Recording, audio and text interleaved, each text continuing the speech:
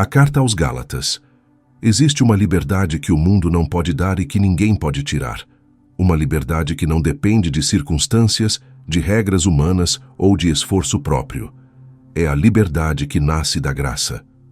A carta que você está prestes a ouvir foi escrita com fogo no coração e urgência na alma. Paulo, o apóstolo, escreve para pessoas que estavam sendo seduzidas a trocar a liberdade em Cristo por correntes religiosas disfarçadas de piedade. Talvez você conheça esse sentimento. A sensação de nunca ser bom o suficiente. O peso de tentar agradar a Deus com suas próprias forças. A culpa que não vai embora, não importa o quanto você se esforce. Se isso descreve sua jornada, esta carta foi escrita para você. Gálatas é o grito de liberdade do Evangelho. É a declaração de que você não precisa conquistar o amor de Deus, porque Ele já conquistou você. A verdadeira transformação espiritual não nasce apenas da inspiração. Ela cresce através de decisões e práticas constantes. Se você sente que é tempo de despertar, fortalecer sua fé e experimentar prosperidade em todas as áreas da vida, há um material exclusivo com vários bônus especiais disponível para você. Está no primeiro comentário fixado, liberado por tempo limitado para quem deseja viver algo novo. Agora, abra seu coração e ouça a palavra de Deus. Capítulo 1. Eu, Paulo, escrevo esta carta.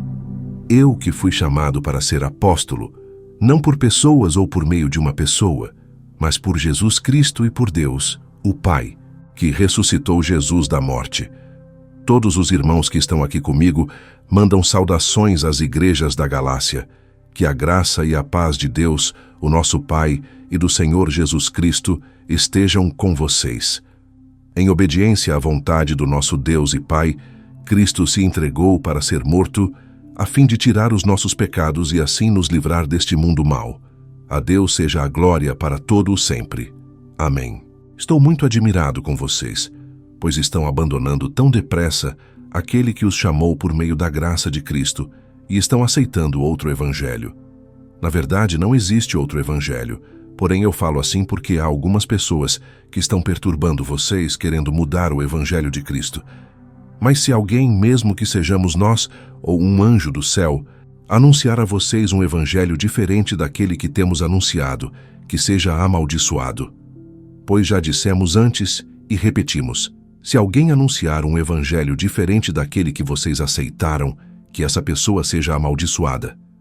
Por acaso eu procuro a aprovação das pessoas? Não. O que eu quero é a aprovação de Deus. Será que agora estou querendo agradar as pessoas? Se estivesse, eu não seria servo de Cristo. Meus irmãos, eu afirmo a vocês que o evangelho que eu anuncio não é uma invenção humana. Eu não o recebi de ninguém, e ninguém o ensinou a mim, mas foi o próprio Jesus Cristo que o revelou para mim.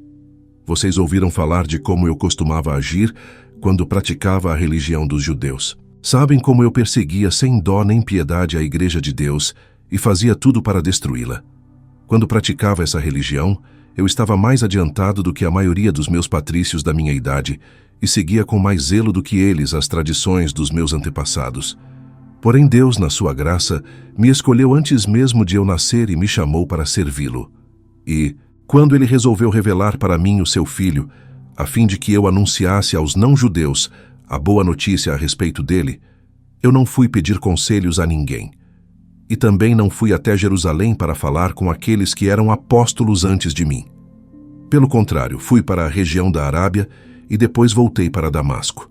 3 anos depois, fui até Jerusalém para pedir informações a Pedro e fiquei 2 semanas com ele. E não falei com nenhum outro apóstolo, a não ser com Tiago, irmão do Senhor. O que estou escrevendo a vocês é verdade. Deus sabe que não estou mentindo.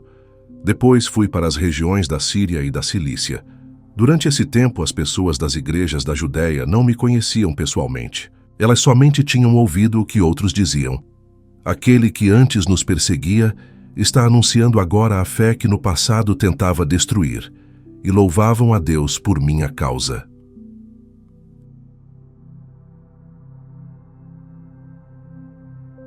Capítulo 2.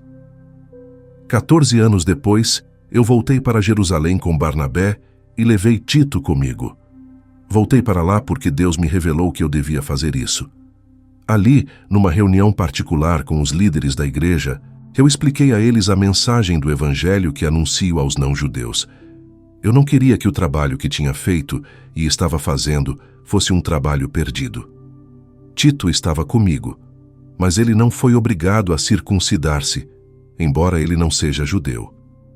Porém, alguns tinham se juntado ao nosso grupo, fazendo de conta que eram irmãos na fé, e queriam circuncidá-lo. Eram homens que tinham entrado para o grupo como espiões, a fim de espiar a liberdade que temos por estarmos unidos com Cristo Jesus e para nos tornar escravos de novo. Mas em nenhum momento nós cedemos, pois queríamos que vocês tivessem o verdadeiro Evangelho. E aqueles que pareciam ser os líderes da igreja, digo isso porque para mim não importa o que eles eram, pois Deus não julga pela aparência. Aqueles líderes, repito, não me deram nenhuma ideia nova. Pelo contrário, eles viram que Deus me tinha dado a responsabilidade de anunciar o Evangelho aos não-judeus, assim como tinha dado a Pedro a responsabilidade de anunciá-lo aos judeus. Pois pelo poder de Deus fui feito apóstolo para anunciar o Evangelho aos não-judeus, assim como Pedro foi feito apóstolo para anunciar o Evangelho aos judeus. Por isso, Tiago, Pedro e João, que eram considerados os líderes da igreja, reconheceram que Deus me tinha dado essa tarefa especial. E como sinal de que éramos todos companheiros, eles deram a mim e a Barnabé um aperto de mãos. E todos nós combinamos que eu e Barnabé iríamos trabalhar entre os não-judeus e eles, entre os judeus. Eles nos pediram só uma coisa, que lembrássemos dos pobres das igrejas deles, e isso eu sempre tenho procurado fazer. Porém, quando Pedro veio para Antioquia da Síria, eu fiquei contra ele em público, porque ele estava completamente errado. De fato, antes de chegarem ali alguns homens mandados por Tiago, Pedro tomava refeições com os irmãos não-judeus. Mas, depois que aqueles homens chegaram, ele não queria mais tomar refeições com os não-judeus, porque tinha medo dos que eram a favor de circuncidar os não-judeus. E também os outros irmãos judeus começaram a agir como hipócritas, do mesmo modo que Pedro. E até Barnabé se deixou levar pela hipocrisia deles. Quando vi que eles não estavam agindo direito, de acordo com a verdade do Evangelho, eu disse a Pedro na presença de todos: você é judeu, mas não está vivendo como judeu e sim como não-judeu. Então, como é que você quer obrigar os não-judeus a viverem como judeus? O fato é que nós somos judeus de nascimento e não pecadores não-judeus, como eles são chamados. Mas sabemos que todos são aceitos por Deus somente pela fé em Jesus Cristo e não por fazerem o que a lei manda. Assim nós também temos crido em Cristo Jesus, a fim de sermos aceitos por Deus pela nossa fé em Cristo e não por fazermos o que a lei manda. Pois ninguém é aceito por Deus por fazer o que a lei manda. Ao procurarmos ser aceitos por Deus, por estarmos unidos com Cristo, fica claro que somos pecadores como os não-judeus. Mas será que isso quer dizer que Cristo trabalha em favor do pecado? Claro que não. Se eu, depois de ter destruído a lei, começar a construí-la de novo como meio de ser aceito por Deus, aí sim fica claro que eu havia quebrado a lei. Pois, quanto à lei, estou morto, morto pela própria lei, a fim de viver para Deus. Eu fui morto com Cristo na cruz. Assim já não sou eu quem vive, mas Cristo é quem vive em mim. E esta vida que vivo agora, eu a vivo pela fé no Filho de Deus, que me amou e se deu a si mesmo por mim. Eu me recuso a rejeitar a graça de Deus, pois se é por meio da lei que as pessoas são aceitas por Deus, então a morte de Cristo não adiantou nada. Capítulo 3. Ó Gálatas sem juízo, quem foi que enfeitiçou vocês? Na minha pregação a vocês, eu fiz uma descrição perfeita da morte de Jesus Cristo na cruz. Por assim dizer, vocês viram Jesus na cruz.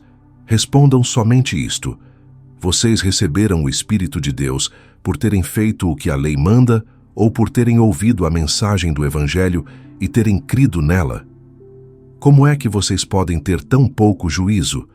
Vocês começaram a sua vida cristã pelo poder do Espírito de Deus e agora querem ir até o fim pelas suas próprias forças? Será que as coisas pelas quais vocês passaram não serviram para nada?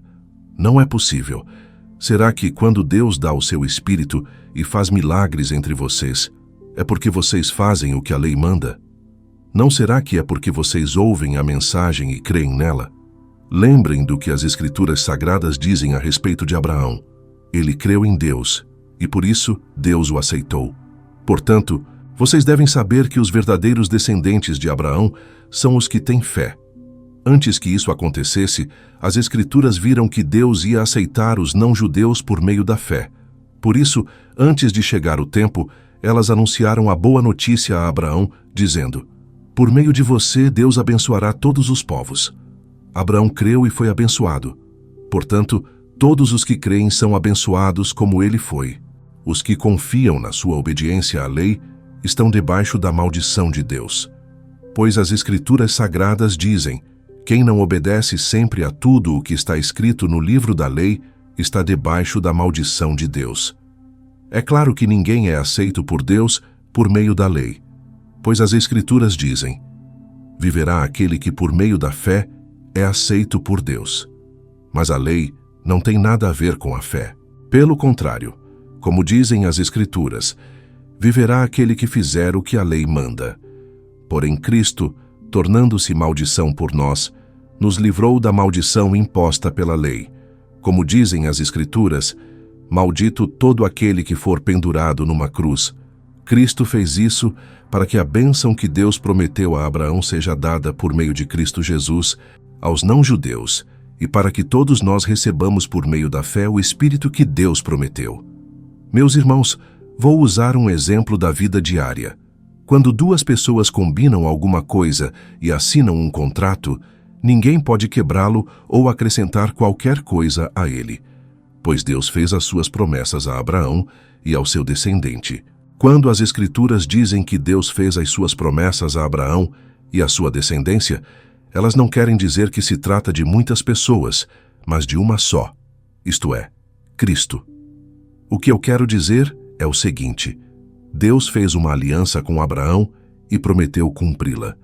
A lei que foi dada 430 anos depois não pode quebrar aquela aliança nem anular a promessa de Deus. Por quê? Se aquilo que Deus dá depende da lei, então o que ele dá já não depende da sua promessa. Mas o que Deus deu a Abraão, ele deu porque havia prometido. Então por que é que foi dada a lei? Ela foi dada para mostrar as coisas que são contra a vontade de Deus. A lei devia durar até que viesse o descendente de Abraão, pois a promessa foi feita a esse descendente. A lei foi entregue por anjos, e um homem serviu de intermediário. Porém, não é preciso haver intermediário quando se está falando de uma só pessoa, e Deus é um só. Será que isso quer dizer que a lei é contra as promessas de Deus? É claro que não, porque se tivesse sido dada uma lei que pudesse dar vida às pessoas, então elas seriam aceitas por Deus por obedecerem a ela. Porém, as Escrituras Sagradas afirmam que o mundo inteiro está dominado pelo pecado.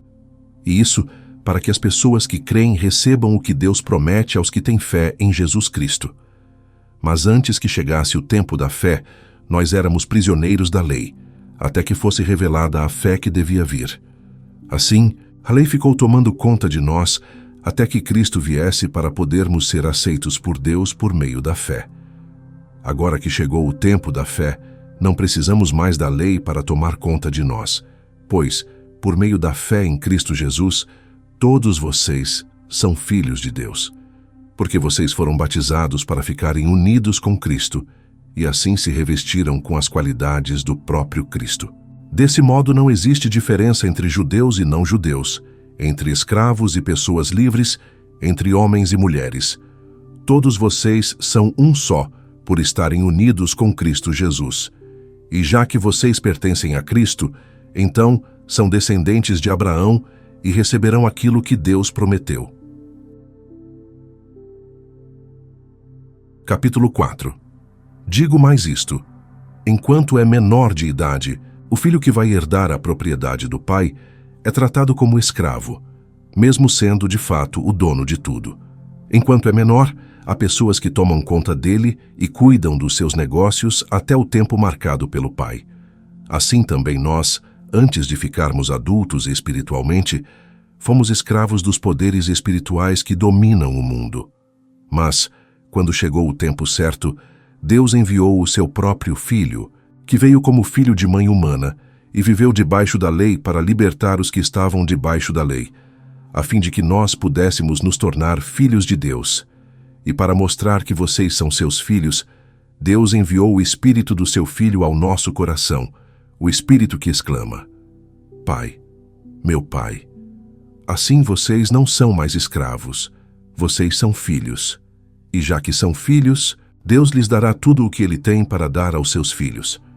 No passado vocês não conheciam a Deus, e por isso eram escravos de deuses que, de fato, não são deuses.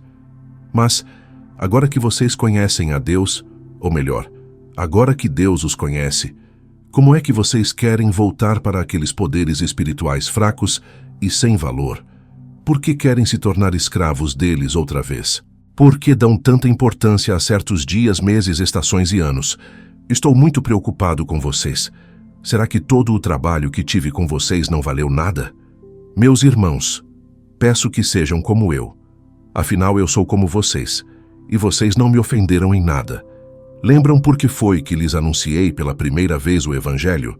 Foi porque eu estava doente, mas vocês não me desprezaram, nem me rejeitaram, embora o meu estado de saúde fosse uma dura prova para vocês. Pelo contrário, vocês me receberam como se eu fosse um anjo de Deus, ou mesmo como se eu fosse Cristo Jesus. E como vocês estavam felizes. Eu posso afirmar que, se pudessem, vocês teriam arrancado os seus próprios olhos para me dar. O que foi que aconteceu? Será que agora, por ter dito a verdade, eu me tornei inimigo de vocês? Esses homens mostram grande interesse por vocês, mas a intenção deles não é boa. O que eles querem é separar vocês de mim para que vocês sintam por eles o mesmo interesse que eles sentem por vocês. É bom vocês terem um interesse sincero sempre e não somente quando estou com vocês. Meus queridos filhos, eu estou sofrendo por vocês, como uma mulher que tem dores de parto. E continuarei sofrendo até que Cristo esteja vivendo em vocês, como eu gostaria de estar aí agora para poder falar com vocês de modo diferente. Estou muito preocupado com vocês. Vocês que querem estar debaixo da lei, me digam uma coisa. Vocês não estão ouvindo o que a lei diz? Ela diz que Abraão teve 2 filhos, um de uma escrava, Agar, e outro de uma mulher livre, Sara. O filho da escrava foi gerado como todas as crianças são geradas, mas o filho da mulher livre foi gerado por causa da promessa de Deus. Isto serve como um símbolo. As 2 mulheres representam as 2 alianças. Uma aliança é a do Monte Sinai, e está representada por Agar. Os que são dessa aliança nascem escravos, pois Agar representa o Monte Sinai, na Arábia, e Agar é o símbolo da Jerusalém atual, que é escrava com todo o seu povo. Mas a Jerusalém celestial é livre, e ela é a nossa mãe. Pois as Escrituras Sagradas dizem: você, mulher que nunca teve filhos, fique alegre. Você que nunca sentiu dores de parto, grite de alegria. Pois a mulher abandonada terá mais filhos do que a que mora com o marido. Meus irmãos, vocês são como Isaque. São filhos de Deus por causa da promessa divina. Naquela época, o filho que havia sido gerado como todas as crianças são geradas, perseguiu o que havia sido gerado por causa do Espírito de Deus. E a mesma coisa está acontecendo agora. Mas o que é que as Escrituras Sagradas dizem? Elas dizem: mande embora a escrava e o filho dela, pois o filho da escrava não herdará a propriedade do pai, junto com o filho da mulher livre. Portanto, meus irmãos, nós não somos filhos de uma escrava, mas de uma mulher livre. Capítulo 5. Cristo nos libertou para que nós sejamos realmente livres. Por isso, continuem firmes como pessoas livres e não se tornem escravos novamente. Prestem atenção. Eu, Paulo, afirmo que, se vocês deixarem que os circuncidem, então Cristo não tem nenhum valor para vocês. Repito isto mais uma vez para qualquer homem que deixar que o circuncidem. Esse homem é obrigado a obedecer a toda a lei. Vocês que querem que Deus os aceite porque obedecem à lei, estão separados de Cristo e não têm a graça de Deus. Mas nós temos a esperança de que Deus nos aceitará, e é isso o que esperamos pelo poder do Espírito de Deus, que age por meio da nossa fé. Pois, quando estamos unidos com Cristo Jesus, não faz diferença nenhuma estar ou não estar circuncidado. O que importa é a fé que age por meio do amor. Vocês estavam indo tão bem. Quem convenceu vocês a deixarem de seguir a verdade? É claro que quem os convenceu não foi Deus que os chamou. Como dizem por aí, um pouco de fermento fermenta toda a massa. Mas eu ainda tenho confiança em vocês. A nossa união com o Senhor me dá a certeza de que vocês voltarão a pensar da maneira certa. E também tenho certeza de que o homem que está perturbando vocês, seja ele quem for, será castigado por Deus. Porém, irmãos, se é verdade que eu continuo a anunciar que a circuncisão é necessária, por que é que sou perseguido? Se eu anunciasse isso, então a minha pregação a respeito da cruz de Cristo não causaria dificuldade para ninguém. E quanto a esses homens que andam perturbando vocês, eu gostaria que se castrassem de uma vez. Porém, vocês, irmãos, foram chamados para serem livres. Mas não deixem que essa liberdade se torne uma desculpa para permitir que a natureza humana domine vocês. Pelo contrário, que o amor faça com que vocês sirvam uns aos outros.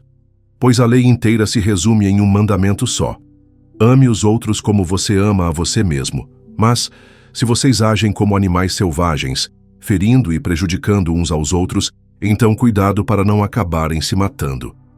Quero dizer a vocês o seguinte: deixem que o Espírito de Deus dirija a vida de vocês e não obedeçam aos desejos da natureza humana. Porque o que a nossa natureza humana quer é contra o que o Espírito quer, e o que o Espírito quer é contra o que a natureza humana quer. Os dois são inimigos, e por isso vocês não podem fazer o que vocês querem. Porém, se é o Espírito de Deus que guia vocês, então vocês não estão debaixo da lei. As coisas que a natureza humana produz são bem conhecidas. Elas são a imoralidade sexual, a impureza, as ações indecentes, a adoração de ídolos, as feitiçarias, as inimizades, as brigas, as ciumeiras, os acessos de raiva, a ambição egoísta, a desunião, as divisões, as invejas, as bebedeiras, as farras e outras coisas parecidas com essas. Repito o que já disse: os que fazem essas coisas não receberão o reino de Deus. Mas o Espírito de Deus produz o amor, a alegria, a paz, a paciência, a delicadeza, a bondade, a fidelidade, a humildade e o domínio próprio. E contra essas coisas não existe lei. As pessoas que pertencem a Cristo Jesus crucificaram a natureza humana delas, junto com todas as paixões e desejos dessa natureza. Que o Espírito de Deus, que nos deu a vida, controle também a nossa vida. Nós não devemos ser orgulhosos nem provocar ninguém, nem ter inveja uns dos outros.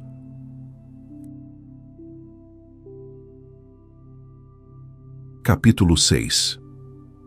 Meus irmãos, se alguém for apanhado em alguma falta, vocês que são espirituais devem ajudar essa pessoa a se corrigir.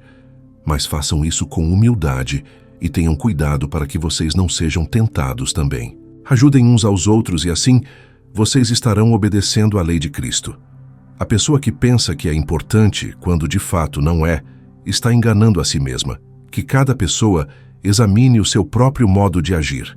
Se ele for bom, então a pessoa pode se orgulhar do que fez, sem precisar comparar o seu modo de agir com o dos outros, porque cada pessoa deve carregar a sua própria carga. A pessoa que está aprendendo o Evangelho de Cristo deve repartir todas as suas coisas boas com quem a estiver ensinando. Não se enganem, ninguém zomba de Deus. O que uma pessoa plantar, é isso mesmo que colherá. Se plantar no terreno da sua natureza humana, desse terreno colherá a morte. Porém, se plantar no terreno do Espírito de Deus, desse terreno colherá a vida eterna. Não nos cansemos de fazer o bem, pois se não desanimarmos, chegará o tempo certo em que faremos a colheita. Portanto, sempre que pudermos, devemos fazer o bem a todos, especialmente aos que fazem parte da nossa família na fé. Vejam as letras grandes que estou escrevendo com a minha própria mão. Os que estão forçando vocês a se circuncidarem são pessoas que querem ficar orgulhosas de coisas de pouca importância. Eles fazem isso somente para não serem perseguidos por causa da cruz de Cristo, pois nem mesmo os que praticam a circuncisão obedecem à lei. Porém, eles querem que vocês se circuncidem para que eles possam se gabar de terem colocado o sinal da circuncisão no corpo de vocês. Mas eu me orgulharei somente da cruz do nosso Senhor Jesus Cristo, pois por meio da cruz o mundo está morto para mim, e eu estou morto para o mundo. Não faz nenhuma diferença se o homem é circuncidado ou não. O importante é que ele seja uma nova pessoa. E para todos os que seguem essa regra na sua vida, que a paz e a misericórdia estejam com eles e com todo o povo de Deus. Para terminar, que mais ninguém crie dificuldades para mim, pois as marcas no meu corpo mostram que sou escravo de Jesus. Que a graça do nosso Senhor Jesus Cristo esteja com todos vocês, meus irmãos. Amém. Você ouviu a Carta aos Gálatas. Esta é uma das cartas mais apaixonadas e urgentes que Paulo escreveu. Cada linha pulsa com intensidade. Cada argumento carrega o peso de alguém que vê o Evangelho sendo distorcido diante de seus olhos. Paulo não escreve com calma acadêmica, ele escreve como quem luta pela vida de seus filhos espirituais. Se você quer entender o coração do Evangelho, a diferença entre graça e lei, entre liberdade e escravidão religiosa, esta carta é absolutamente essencial. O propósito espiritual desta carta é defender o Evangelho da graça, contra aqueles que queriam adicionar obras da lei como requisito para a salvação. Falsos mestres haviam chegado às igrejas da Galácia ensinando que a fé em Cristo não era suficiente. Era necessário também circuncidar-se e guardar a lei de Moisés. Paulo responde com veemência: isso não é evangelho, é perversão do evangelho. É escravidão disfarçada de piedade. O impacto da leitura desta carta deve ser de libertação profunda. Libertação da tentação de ganhar favor com Deus através de obras. Libertação da culpa que vem de nunca ser bom o suficiente. Libertação para viver pela fé, andando no Espírito, produzindo fruto que nenhuma lei pode condenar. Gálatas é ar fresco para almas sufocadas pelo legalismo. Paulo escreveu esta carta há aproximadamente 20 a 25 anos após a ressurreição de Jesus. A data exata depende de qual região chamada Galácia Paulo estava endereçando. Se era a Galácia do Sul, onde ficavam cidades como Antioquia da Pisídia, Icônio, Listra e Derbe, que Paulo visitou em sua primeira viagem missionária, a carta pode ser uma das mais antigas do Novo Testamento. Se era a Galácia do Norte, região étnica, a carta seria um pouco posterior. O autor é inequivocamente Paulo. Ele se identifica no início e defende vigorosamente seu apostolado ao longo da carta. A autenticidade paulina de Gálatas nunca foi seriamente questionada. O estilo, a teologia, a paixão, tudo é caracteristicamente Paulo. Os destinatários eram igrejas que Paulo havia fundado na região da Galácia. Eram predominantemente gentios convertidos, que agora estavam sendo pressionados por mestres judaizantes a adotar práticas da lei mosaica, especialmente a circuncisão. A situação era urgente. Os Gálatas estavam a ponto de abandonar o evangelho que Paulo lhes pregara. A ocasião da carta foi a chegada de falsos mestres às igrejas da Galácia. Esses mestres, provavelmente judeus cristãos, ensinavam que a fé em Cristo era apenas o começo. Para ser verdadeiramente salvo, era necessário tornar-se judeu, circuncidar-se, guardar o sábado, observar leis alimentares. Eles também atacavam a autoridade de Paulo, sugerindo que ele não era apóstolo legítimo e que seu evangelho era incompleto. Paulo responde em duas frentes. Primeiro, defende seu apostolado. Ele recebeu o evangelho diretamente de Cristo, não de homens. Segundo, defende o evangelho da graça. A justificação é pela fé, não pelas obras da lei. Adicionar a lei ao evangelho não é completá-lo, é destruí-lo. A mensagem central desta carta pode ser resumida em uma frase: somos justificados pela fé em Cristo, não pelas obras da lei. Esta verdade é desenvolvida teologicamente, historicamente e praticamente ao longo dos 6 capítulos. Paulo não deixa pedra sobre pedra na argumentação legalista. O capítulo 1 estabelece o tom urgente. Paulo omite sua habitual ação de graças pelas igrejas. Em vez disso, expressa espanto.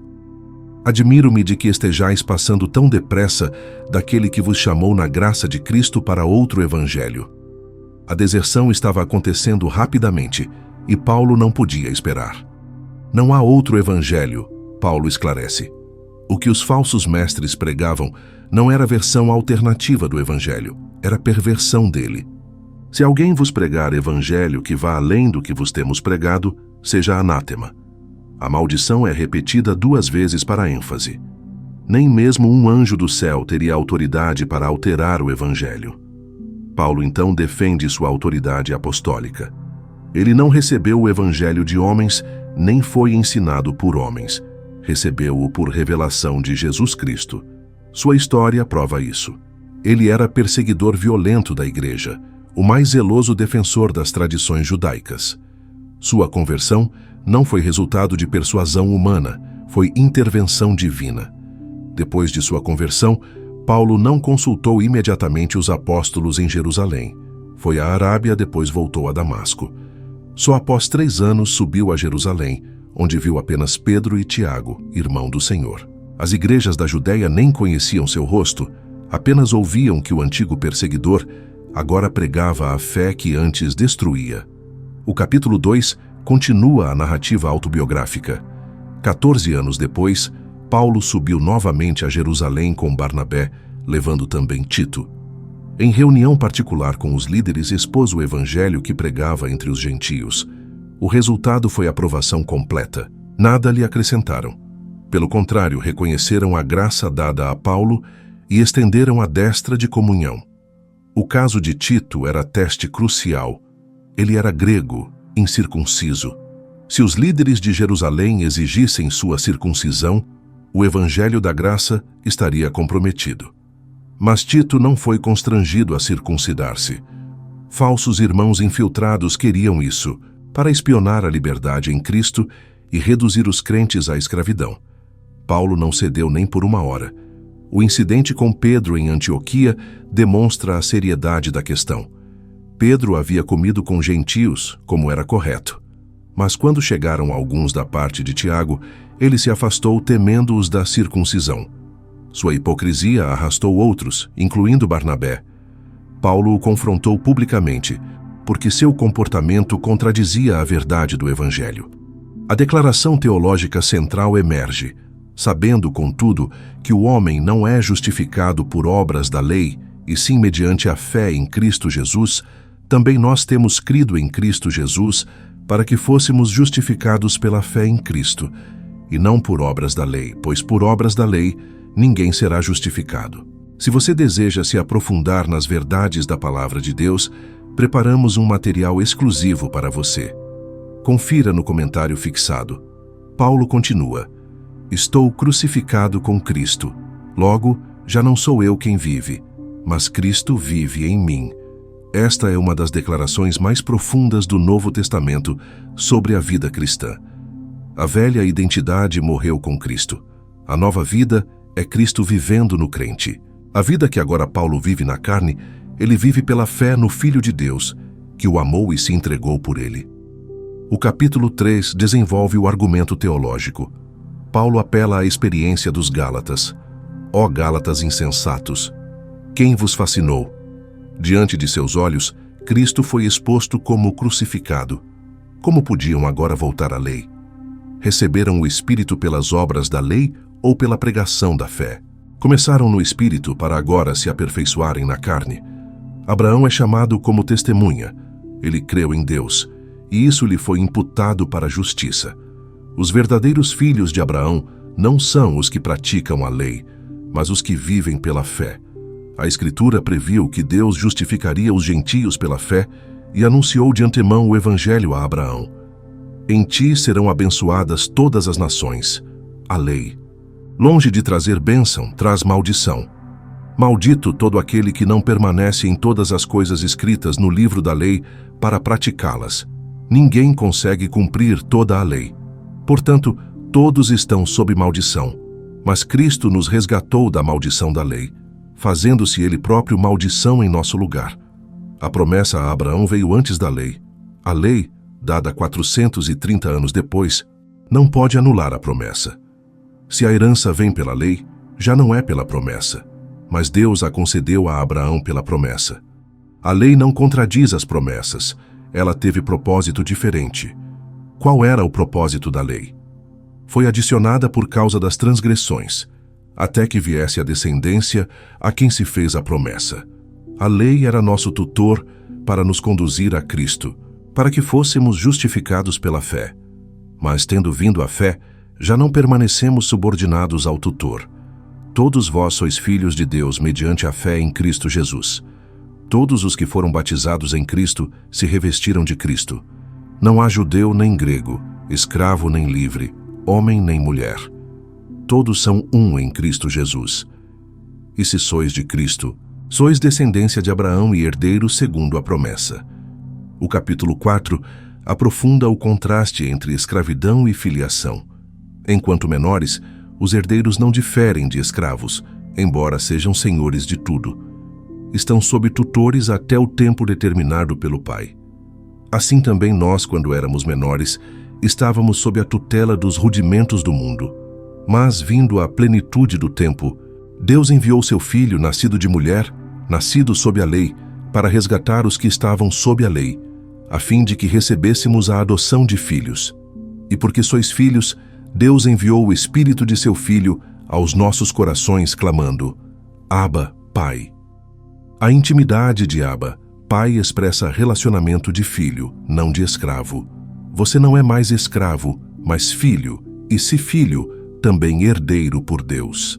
Paulo se espanta que os Gálatas queiram voltar aos rudimentos fracos e pobres, observando dias, meses, épocas e anos. Ele teme ter trabalhado em vão entre eles.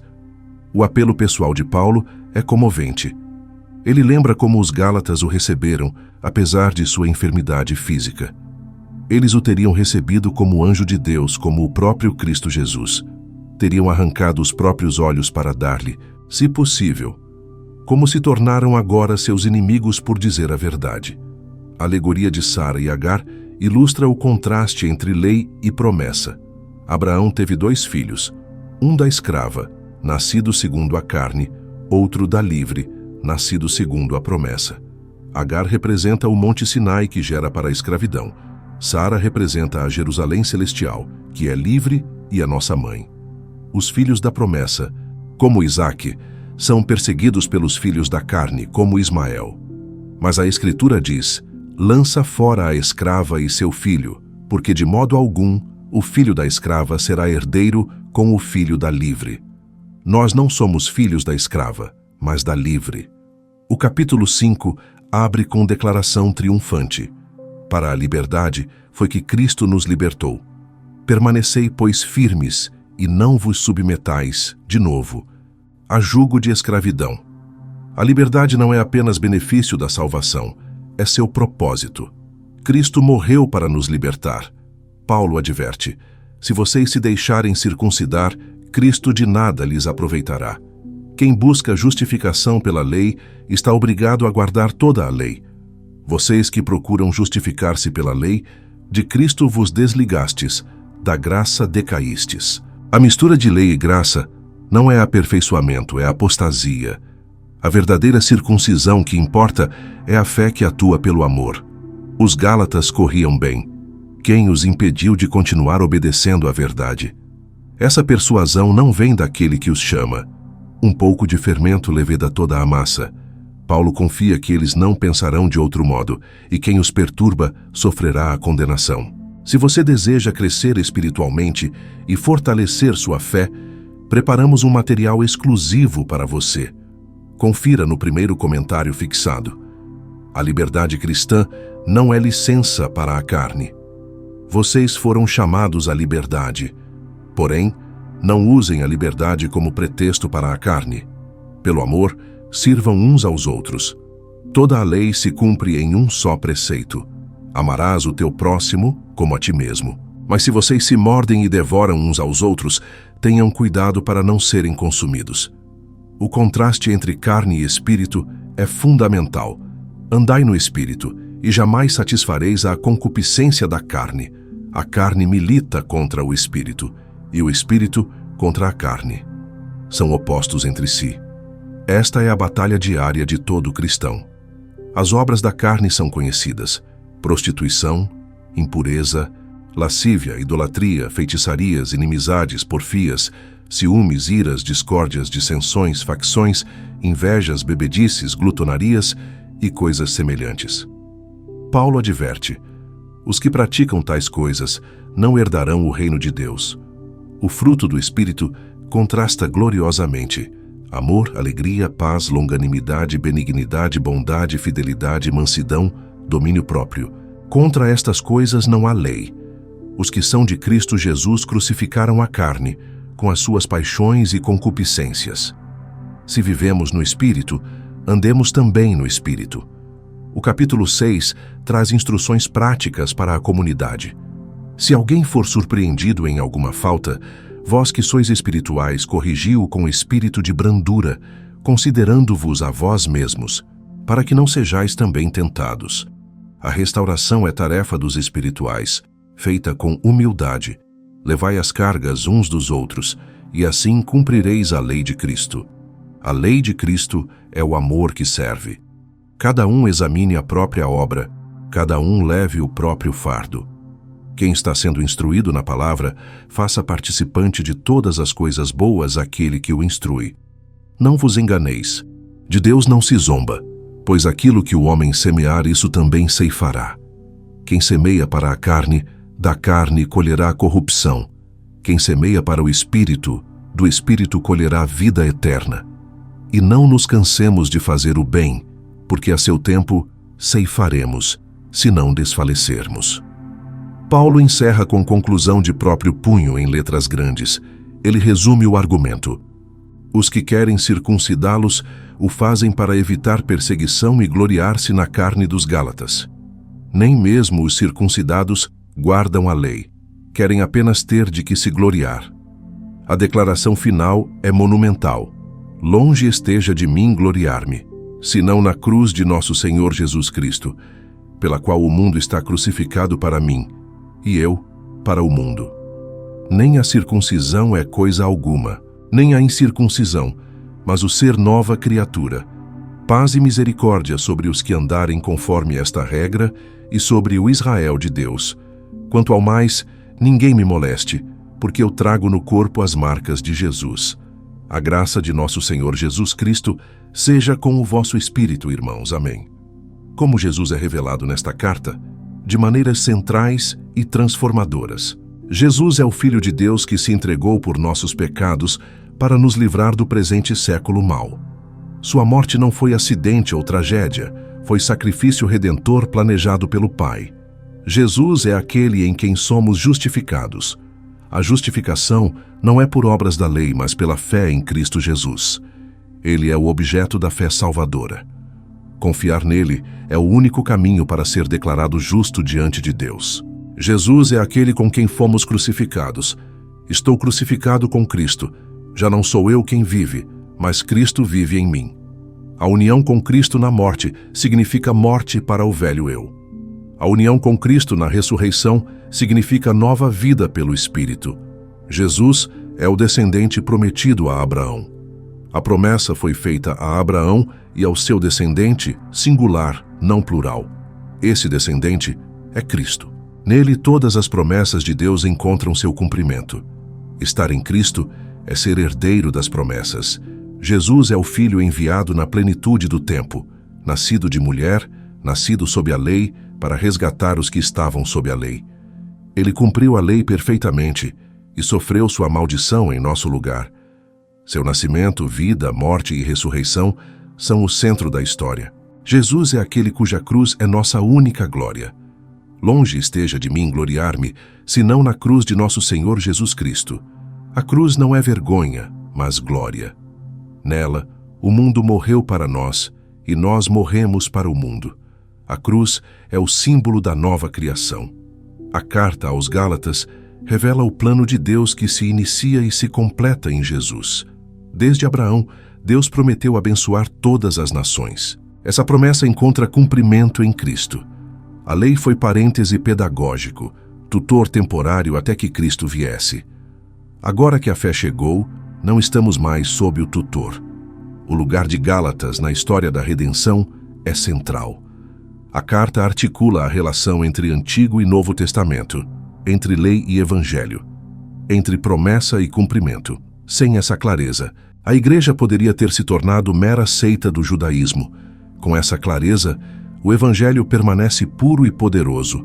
Gálatas ensina verdades fundamentais sobre Deus. Ele é o Pai que nos adotou como filhos. Ele enviou seu Filho para nos resgatar. Ele enviou o Espírito de seu Filho para habitar em nós. A salvação é obra trinitária do início ao fim. Nada depende de nosso esforço, tudo flui de sua graça. Gálatas ensina verdades fundamentais sobre o pecado. Ninguém consegue cumprir a lei. Todos estão sob maldição. As obras da carne são manifestas e condenam. O pecado não é apenas ação externa, é inclinação interna da carne que milita contra o Espírito. Sem Cristo estamos perdidos. Gálatas ensina verdades fundamentais sobre a graça. A justificação é dom gratuito recebido pela fé. Não é mistura de fé e obras, mas fé somente. Adicionar obras à fé não é humildade piedosa, é rejeição da suficiência de Cristo. Se a justiça viesse pela lei, Cristo teria morrido em vão. Gálatas aponta para Cristo como o único caminho de salvação.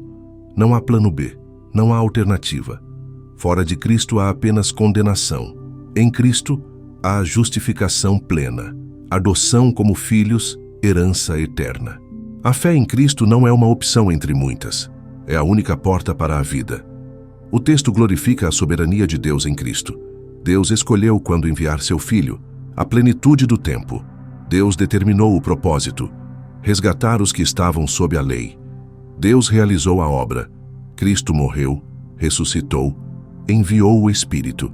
A salvação é de Deus, pelo Filho, aplicada pelo Espírito.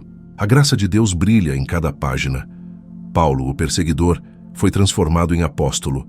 Os Gálatas, pagãos idólatras, tornaram-se filhos de Deus. A graça encontra pecadores onde estão e os transforma no que jamais poderiam ser por si mesmos. Essa graça é suficiente e eficaz. A glória de Deus é o objetivo final. Paulo não se gloria em si mesmo, mas na cruz de Cristo. A salvação não é para nossa glória, mas para louvor da glória de sua graça. Mesmo nossa fé é resposta à iniciativa divina. Toda glória pertence a Deus, agora e para sempre. Vamos agora à aplicação prática desta carta para a sua vida. Você que está ouvindo, esta mensagem não é informação histórica ou teológica apenas. É palavra viva de Deus para você hoje, confrontando o seu legalismo e oferecendo liberdade verdadeira. Primeiro, examine se você está tentando ganhar favor com Deus através de obras. Isso pode assumir formas sutis: frequência à igreja para impressionar Deus, leitura bíblica como obrigação que gera mérito, oração como moeda de troca. O Evangelho diz que você já é aceito em Cristo. Suas obras são resposta de gratidão, não tentativa de conquistar a aceitação. Segundo, abandone a culpa que permanece após a confissão. Se você confessou seus pecados e creu em Cristo, você está perdoado. Completamente. Irrevogavelmente. A voz que diz que você não é bom o suficiente não é a voz de Deus. É acusação do inimigo ou resíduo de mentalidade legalista. Cristo é sua justiça. Descanse nisso. Terceiro, viva pela fé, não por regras externas. Isso não significa abandonar a obediência. Significa que a obediência flui de dentro para fora, não de fora para dentro. O Espírito produz fruto em você. Sua tarefa é andar no Espírito, alimentar-se da palavra, cultivar comunhão com Deus. O fruto cresce naturalmente. Quarto, use sua liberdade para servir, não para pecar. A liberdade cristã não é licença. Você não foi libertado da lei para viver segundo a carne. Foi libertado para amar. Pelo amor, sirva uns aos outros. A lei inteira se cumpre no amor ao próximo. A liberdade genuína produz serviço generoso. Quinto, ande no Espírito diariamente. A batalha entre carne e espírito é real e constante. Você não pode vencer a carne por esforço próprio. Essa é a armadilha do legalismo. Você vence pela dependência do Espírito. Ore sem cessar. Confesse prontamente.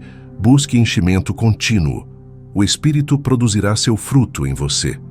Se você tem sede de conhecer mais sobre Deus e sua palavra, preparamos algo especial para você. Acesse no primeiro comentário fixado.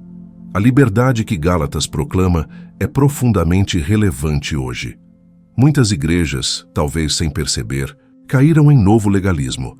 Listas de regras substituem relacionamento com Cristo. Aparência externa importa mais que transformação interna. Conformidade ao grupo substitui liberdade no espírito. Se você está em ambiente assim, ouça o grito de Paulo. Para a liberdade foi que Cristo nos libertou. Não se submeta novamente a jugo de escravidão. Isso não significa abandonar sua igreja levianamente, mas significa avaliar se o que você está vivendo corresponde ao Evangelho. Busque comunidade onde a graça é central e a liberdade é celebrada. O legalismo também pode ser pessoal, não apenas institucional. Você pode criar suas próprias regras e viver sob sua própria condenação. Pode estabelecer padrões que nem Deus exige e se punir por não alcançá-los. Pode comparar-se com outros e sentir-se superior ou inferior. Tudo isso é escravidão disfarçada. A cura é olhar para Cristo crucificado, ver que Ele levou sua maldição, crer que sua morte é suficiente, receber justificação como dom, não como pagamento, viver pela fé no Filho de Deus que amou você e se entregou por você. Esta é a liberdade gloriosa dos filhos de Deus. Agora, preciso falar diretamente ao seu coração sobre as decisões mais importantes da sua vida. Paulo escreveu aos Gálatas porque eles estavam abandonando o Evangelho. Mas você pode estar em situação diferente. Talvez nunca tenha recebido o Evangelho genuinamente. Receber o Evangelho começa com arrependimento. Arrependimento significa mudança de mente que resulta em mudança de direção. Você reconhece que viveu para si mesmo, ignorando Deus ou tentando manipulá-lo com suas obras. Você se volta dessa vida para Deus, pedindo perdão e misericórdia. O arrependimento se expressa em confissão. Confessar seus pecados não é apenas admitir que errou. É concordar com Deus sobre a gravidade do erro. É trazer à luz o que estava escondido. É nomear o pecado pelo nome, sem desculpas ou minimizações. Quem confessa e abandona seus pecados alcança misericórdia. A fé em Cristo é o coração do Evangelho. Crer não é apenas aceitar informações sobre Jesus, é confiar nele pessoalmente para a salvação. É descansar na sua obra, não nas suas. É recebê-lo como Senhor e Salvador, entregando a ele o controle da sua vida. O batismo é a declaração pública dessa fé. Todos os que foram batizados em Cristo se revestiram de Cristo. O batismo não salva, mas proclama a salvação recebida. É identificação com Cristo na morte e ressurreição. É testemunho diante da igreja e do mundo de que você pertence a Jesus. Se você nunca se arrependeu genuinamente, se nunca confessou seus pecados a Deus, se nunca confiou em Cristo de coração, faça isso hoje. Não adie. Não espere sentir-se pronto. A plenitude do tempo para você é agora. Deus está chamando. O Espírito está convencendo. Responda em fé. Se você já creu, mas nunca foi batizado, dê esse passo. Procure uma igreja fiel ao Evangelho e declare publicamente sua fé. O batismo não é opcional para quem crê. É obediência ao mandamento de Cristo e testemunho essencial. Se você creu e foi batizado, mas caiu em legalismo, volte à graça. Não há condenação para os que estão em Cristo Jesus. O sangue de Jesus purifica de todo pecado. Você não precisa conquistar de volta o favor de Deus. Ele nunca deixou de amá-lo. Arrependa-se do legalismo como se arrepende de qualquer outro pecado e viva na liberdade para a qual foi chamado. quero encerrar com um convite e desafio. Esta mensagem da carta aos Gálatas pode transformar vidas. Ela transformou a história quando Martinho Lutero a redescobriu e desencadeou a Reforma Protestante. Ela continua transformando hoje quando pessoas presas no legalismo descobrem a graça libertadora de Cristo. Se esta mensagem tocou você, compartilhe com outros. Há pessoas em sua família, em seu círculo de amigos, em suas redes sociais, que precisam ouvir sobre a liberdade em Cristo. Elas estão sufocadas por regras religiosas ou por suas próprias exigências impossíveis. O Evangelho de Gálatas é ar fresco para elas. Deixe seu comentário abaixo. Conte-nos como esta carta impactou sua vida. Que verdade foi mais libertadora? A justificação pela fé? A crucificação com Cristo? O fruto do Espírito? A liberdade para a qual fomos chamados? Seu testemunho pode encorajar outros que estão na mesma jornada. Que você viva na liberdade para a qual Cristo o libertou. Que você não se submeta novamente a jugo de escravidão. Que você ande no Espírito e produza fruto que glorifica a Deus. E que você se glorie somente na cruz de nosso Senhor Jesus Cristo, pela qual o mundo está crucificado para você e você para o mundo. A graça de nosso Senhor Jesus Cristo seja com o seu Espírito. Para a liberdade foi que Cristo nos libertou. Viva essa liberdade. Proclame essa liberdade. Desfrute essa liberdade. Amém. A Carta aos Gálatas permanece como um dos documentos mais importantes da história cristã.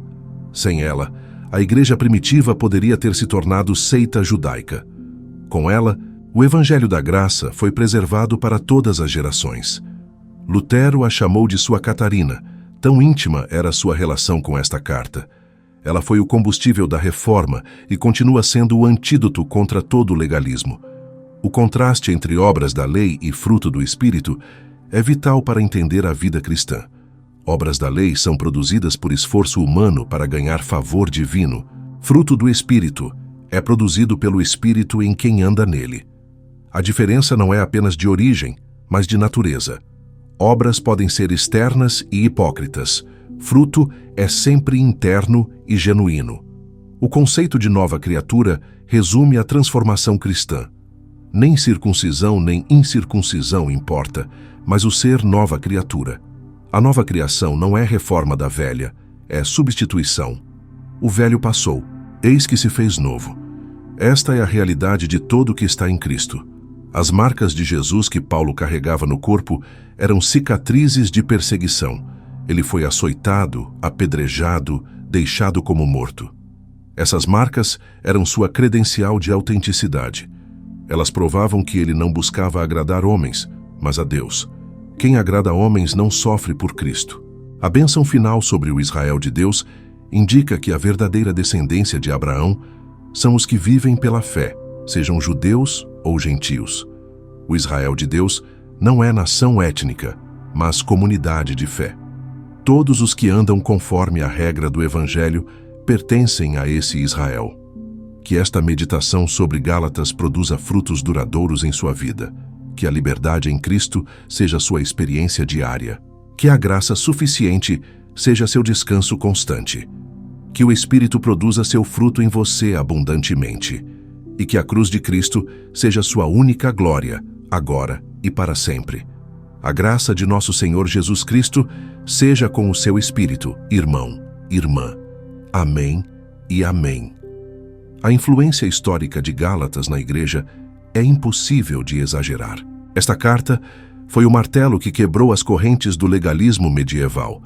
Quando Martinho Lutero, monge atormentado pela impossibilidade de satisfazer a Deus com suas obras, leu Gálatas com olhos novos, o Evangelho explodiu em seu coração. O justo viverá pela fé, não por penitências, não por indulgências, não por obras meritórias, pela fé. A Reforma Protestante nasceu dessa redescoberta. A doutrina da justificação pela fé somente, que Lutero chamou de artigo, pelo qual a Igreja permanece ou cai, tem sua formulação mais clara em Gálatas. As igrejas evangélicas de hoje são herdeiras dessa redescoberta. Quando cantamos sobre graça e liberdade, ecoamos Paulo e Lutero. Mas o legalismo é hidra de muitas cabeças. Cortada uma, outras surgem. Cada geração enfrenta suas próprias versões. No primeiro século, era a circuncisão e a lei mosaica. Na Idade Média, era o sistema de méritos e indulgências. Hoje pode ser conformidade a expectativas culturais da Igreja, performance espiritual medida por padrões humanos, ou moralismo que substitui o Evangelho. O antídoto permanece o mesmo: contemplar Cristo crucificado. Quando olhamos para a cruz, vemos que a salvação está completa. Nada pode ser adicionado ao que Cristo fez. Nossas obras são resposta de gratidão, não tentativa de complementar a obra perfeita de Cristo.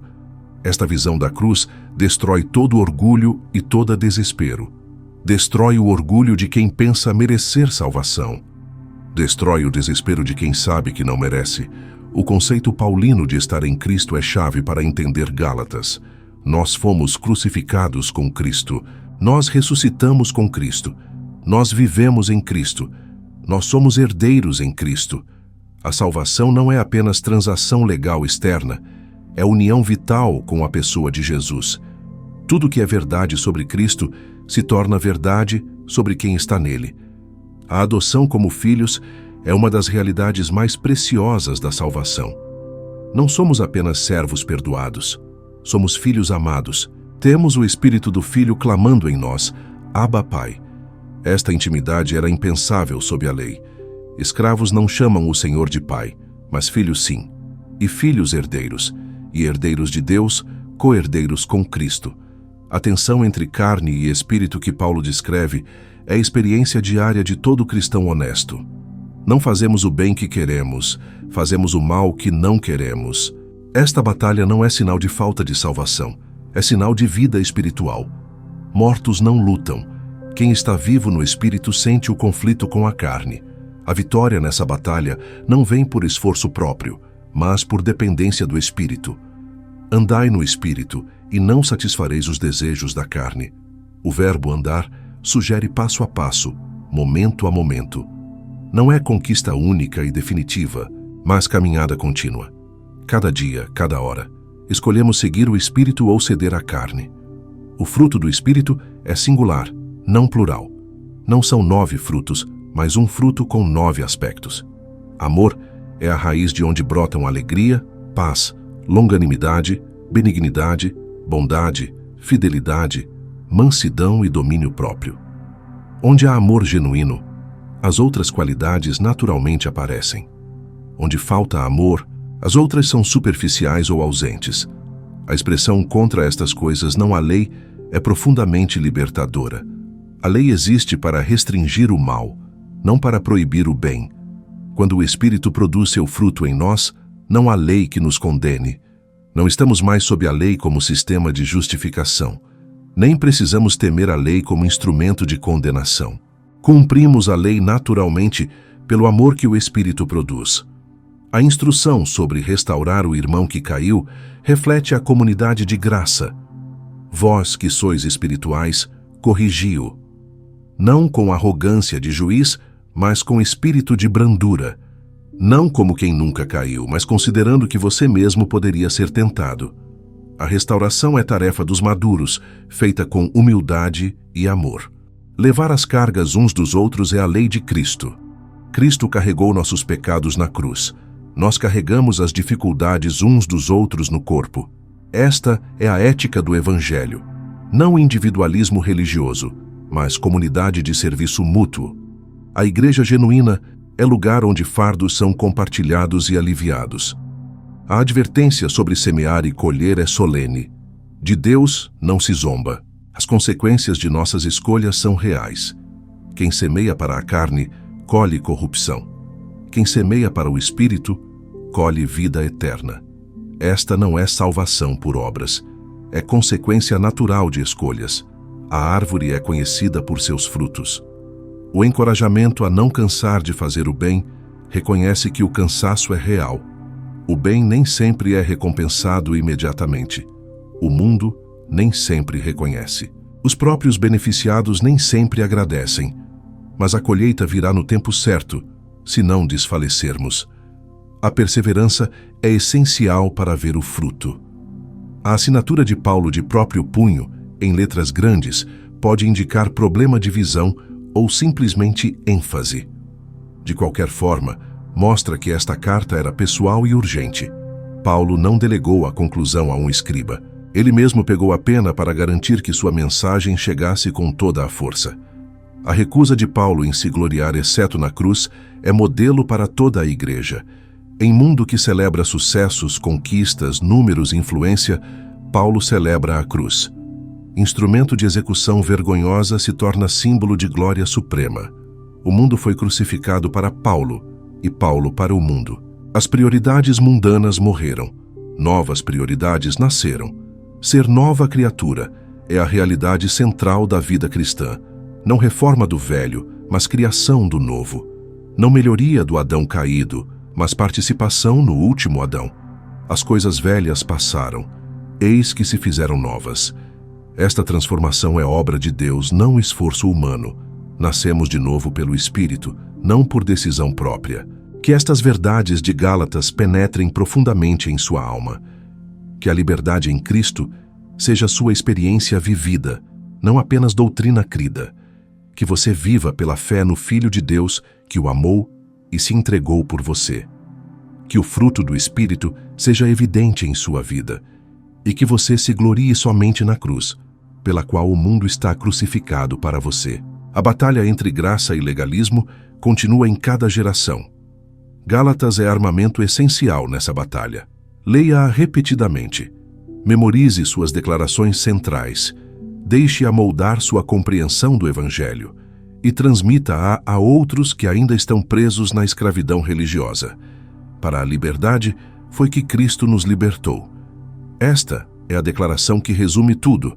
Cristo não nos libertou para nova escravidão, mais piedosa ou religiosa. Ele nos libertou para a liberdade verdadeira, liberdade da condenação da lei, liberdade da tirania do pecado, liberdade para servir em amor, liberdade para produzir fruto, liberdade para viver.